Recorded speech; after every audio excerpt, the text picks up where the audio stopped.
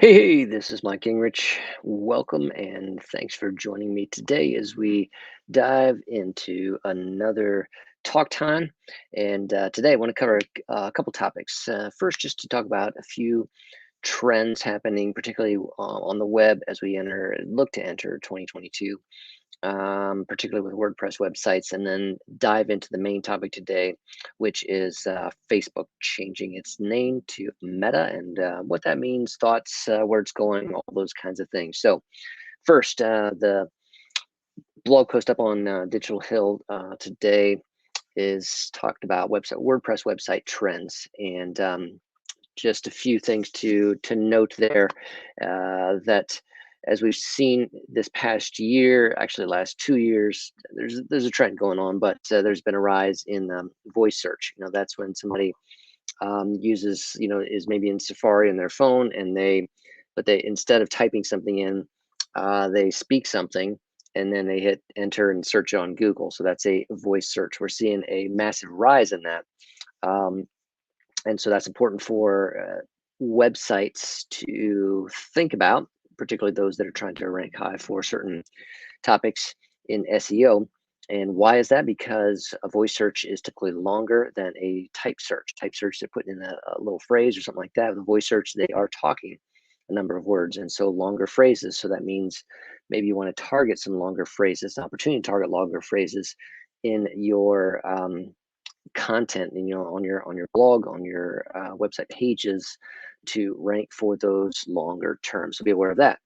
Now, one of the other pieces that I'm going to talk about with Facebook change to Meta is perhaps a resurgence in at least talk about AR and VR. So augmented reality, virtual reality, and that's one of Facebook's big changes that they see coming. They want to focus on with their product called the Oculus Rift, which is the device that you use to enter into the AR VR realm there. So that not necessarily coming to websites at this point in time, but something to watch. Okay.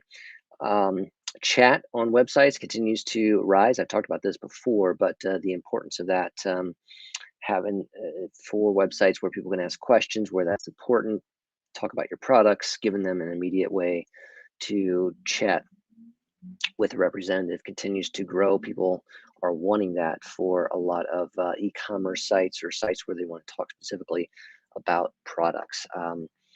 Recently, I mentioned this, but that is Google's page algorithm or page experience algorithm change, and the way they've come out with this Google Core Web Vitals, and that's available to anyone free to look at on their website by hooking up the Google Console, which I highly recommend for your website.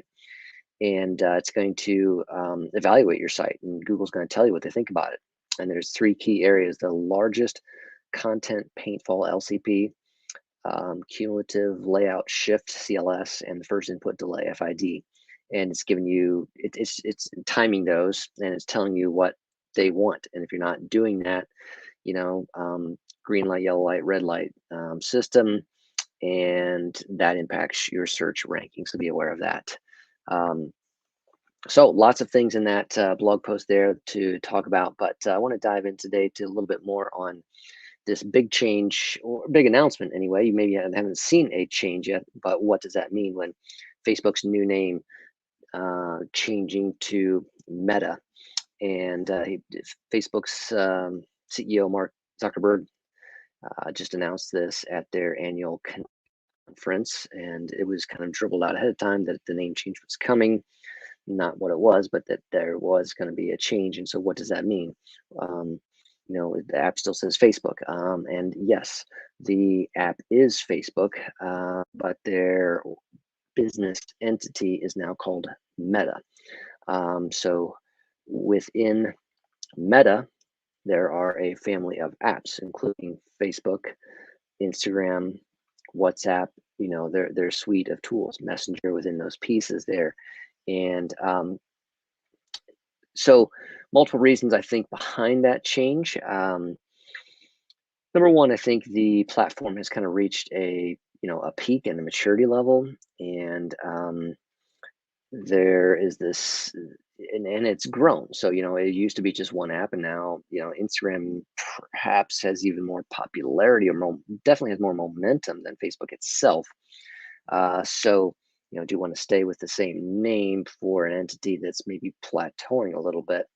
And they decided to go no. So there's multiple reasons from a business perspective, but also from a critique perspective. Facebook's been under some heavy criticism for um, mental health, for lack of taking down terroristic, um, content, for not taking down false news, for contributing, to bad body image perceptions through their algorithms on Instagram to teenagers, and particularly teenage girls.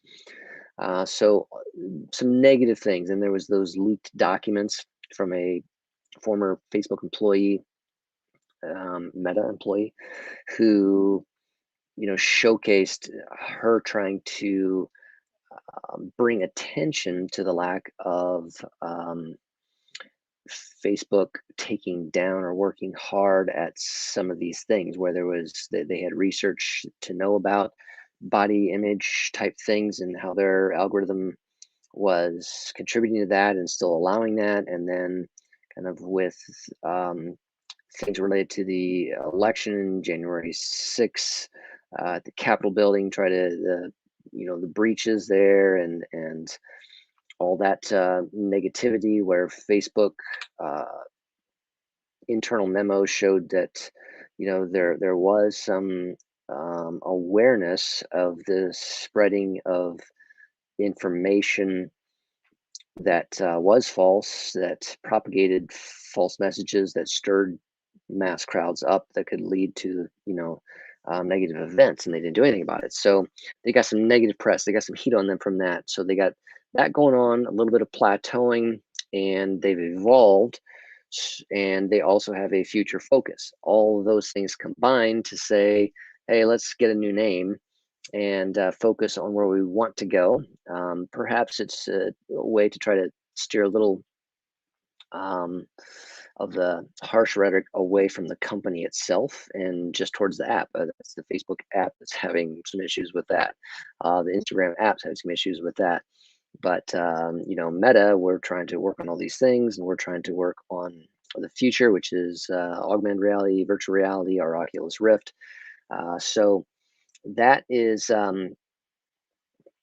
some of the things behind it. So there's just this high critique of Facebook not taking seriously some things with human trafficking, false accounts leading to you know s- voting swings and elections, and um, where Meta is the attempt to kind of rise up and rise out of that, and to focus on the future.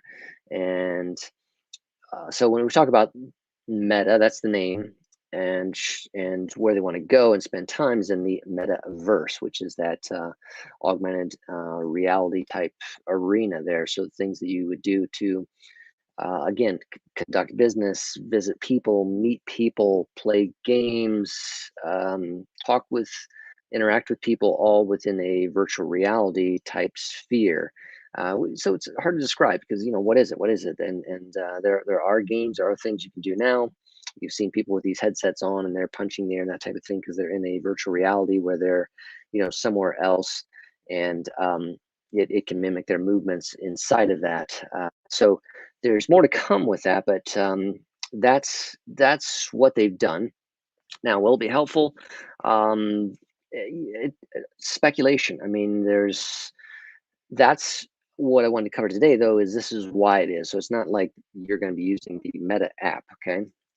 You're using the Facebook app. That's going to stay. It's the app. The company behind it, though, has changed its name to Meta, and in some ways, that makes sense, because there was it, it was unique from Instagram, and they want to definitely differentiate that as unique from WhatsApp. They want to definitely differentiate that. And at the same time, they were trying to create some crossovers between those. There's a lot of integrations between Facebook and Instagram, but now those are just apps. And apps may come and apps may go, but Meta is supposed to be there to stay. So that's the essence of it. We still don't know where it's going to go, but that's what Mark Zuckerberg wants to focus on is the future. Probably rightly so. When there's some negative baggage with the name Facebook um, in a lot of circles for what it's doing or what it hasn't done, where it's prioritizing profits over people, where it is knowing things, not squashing them, because that would hurt their revenues, and it's a public traded company. So things to be seen, but hopefully that's kind of a helpful synopsis for you, snapshot to understand Facebook's new name. Um, will this AR VR stuff, take off? I mean, you got a long time yet before it's really going to hit the mainstream people. They're doing some things in large corporate businesses at this point in time. Some of those things can trickle down, but again, when we've seen trends take off, things take off, like a TikTok or an Instagram, when it did, it was among a younger generation that was highly tech savvy, and this one has a significant barrier to entry, and that is you need to buy the Oculus Rift, the device that's going to allow you to enter into the metaverse. It doesn't just happen. So that's a key thing versus downloading a free app. So we had to wait and see on that one, but it is again something to watch and be aware of, and that's why Facebook is doing it, both because of baggage reasons and because they want to focus on the future reasons, and they know they need to morph because there's been definitely some plateau with the aging Facebook. All right, so hopefully that's helpful to give you an idea of what's happening in the digital space today. A few tips, few tactics, few thoughts, and we'll be back next time to continue these conversations. This is Mike, over and out. Take care.